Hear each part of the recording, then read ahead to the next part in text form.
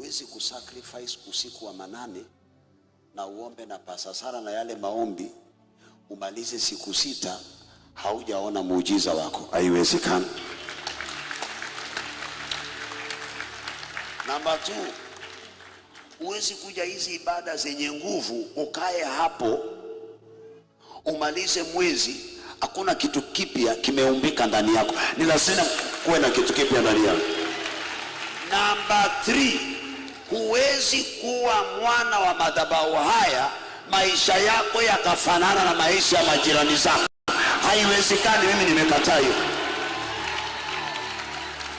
Kweli wewe ni uzao wa nyumba hii, uwe unakuja hapa unapanda gari, unapanda ndege, walala saa zingine pale ama umelala kwa hoteli, maisha yako yafanana ya mwenzako? Hapana jameni. Hata mimi sifanani na yule pastor. Nikisema hivyo sisemi kiburi. Dadangu, kuna watu wanaohubiri kwa sababu wameitwa. Kuna watu wanaohubiri kwa shida. Mimi ni mmoja wao. Jana Pastor Sara alikuwa ananiambia, Pastor, tumechoka. Yaani mmefanya huduma mpaka nyote mmechoka wawili. Yule nilikuwa namwambia anipigie simu nije ibada. Ni wewe. Yaani nimeamuka saa yangu ya kuamuka nikuje. Nikachoka, nikamwambia yule, wewe nipigie simu uniamshe.